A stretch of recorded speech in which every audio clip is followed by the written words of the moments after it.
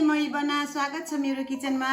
मैले पहिला नै यहाँहरुको लागि सुत्केरीको भेजिटेरियन थालीको रेसिपी लिएर आएकी थिएँ र आज चाहिँ म नन भेजको रेसिपी लिएर आएकी छु र यसमा चाहिने सामग्रीहरू यस प्रकारका छन्। चिकन, घिउ, नुन, बेसार, जीरा, मेथी, ज्वानो, तेजपात, दालचिनी, अदुवा, धनियाको धुलो, सुकुमेलको धुलो, जाइफल, कर्नफ्लोर र चिकन स्टक क्यूब। आज चाहिँ म 2 थालीको चिकन बनाउन गइरहेको छु। हड्डी भएको चिकनको चाहिँ मैले सुप बनाउँदै छु र बोनलेस चिकनलाई चाहिँ मैले फ्राई गर्दै छु।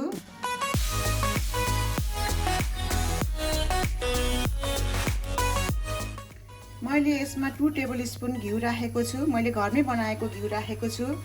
अब यो घिउ तातेपछि मैले यसमा मसलाहरू फुराउँदै छु। मसलामा म सबभन्दा पहिला तेजपात र दालचिनी फुराउँदै छु। त्यसपछि हाफ टी स्पुन म मेथी फुराउँदै छु। मेथी एकैछिन पड्किन थालेपछि मैले अब ज्वानो राख्दै छु। ज्वानो मैले 2 टीस्पुन राख्दै छु। अब यो सबैलाई चाहिँ चलाएर यतिको फुरेपछि अब म यसमा चिकन राख्दै छु। चिकन चाहिँ मैले अर्ग्यानिक चिकन युज गरेको छु।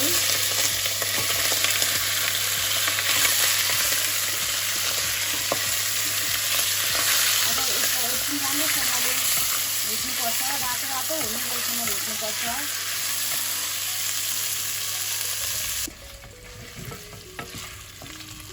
त्यसै यो यतिको रातो भएर भुटेपछि अब म यसमा अरू मसलाहरू राख्दैछु। मैले यसमा नुन राख्दैछु। नुन चाहिँ कतिको सुप बनाइन्छ त्यही अनुसारले राख्नुपर्छ।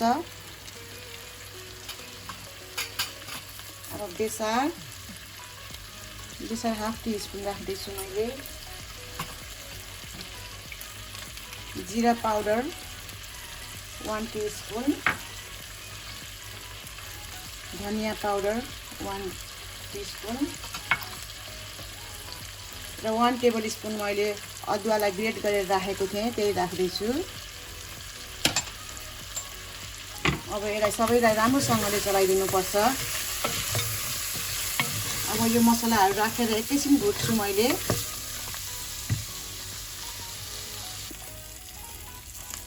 जीरा, धनिया, अदुवा राखेपछि मैले यसलाई राम्रोसँगले भुटेँ। अब म यसमा अरू मसला हाल्दैछु। सबभन्दा पहिला म जाइफललाई यसरी पोलेर हाल्दैछु। जाइफल हाल्नुपर्छ सुत्केरीको सुपमा। अरू बेला खाँदा पनि एकदमै राम्रो चिज हो यो। मैले यसमा हाफ टी स्पुन जति पोलेर हालेको छु।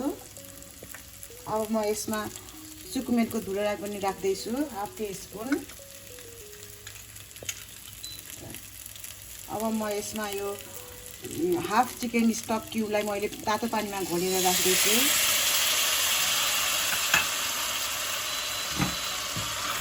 अब एकचोटि चलाइदिउँ।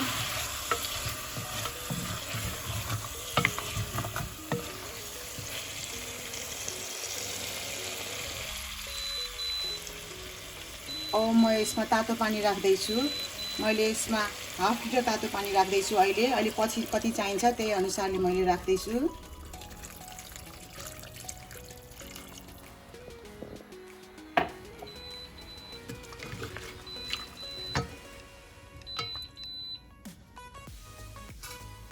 अब म यसलाई छोपेर पकाउँछु बिस्तारै लो हिटमा। हाम्रो चिकन सुप रेडी हुन्जेलसम्म म अर्को चिकनलाई मेरिनेट गरेर भुट्दैछु र म यसको लागि 250 ग्राम चिकन ब्रेस्ट लिएकी छु। यसमा म अब अलिकति बेसार, हाफ टी स्पुन नुन, हाफ टी स्पुन मैले धनियाको पाउडर, हाफ टी स्पुन जीराको पाउडर, 1 2 3 स्पुन मैले कर्नफ्लोर राखेँ। अब यसमा मैले अलिकति मरिचलाई यसरी मसिनो पारेर राख्दैछु धुलो पारेर र थोरै पानी राखेर अब यसलाई मुस्छु।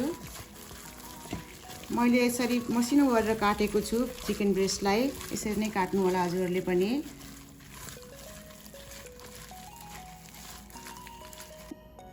मैले 1 चम्चा घिउ राखेर तताएँ। अब म यसमा अलिकति जिरा फुराउँदैछु। अब यो जिरा फुरिएपछि म चिकन राख्दैछु।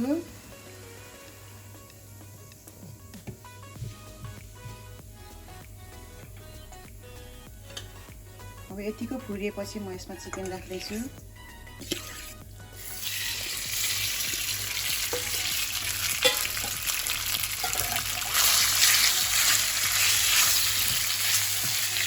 अब यसलाई एकछिन चलाएर म एकछिन भुट्छु। यसरी सानो सानो पिस पारेर काटेको छ भने सुत्केरीलाई खान पनि सजिलो हुन्छ अनि म जहिले पनि यसरी नै काटेर बनाउँछु। चिकन पनि यतिको भुटेर पाक्न लागेको छ। अब म यसमा अलिकति अदुवाको भुजुरी राखेर एकैछिन फेरि यसलाई भुट्छु। अदुवाले टेस्ट राम्रो ल्याउँछ।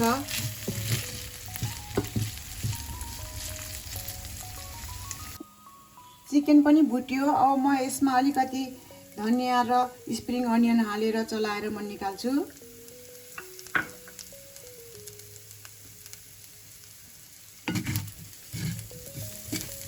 एकदमै सिम्पल हुन्छ सुत्केरीले खाने।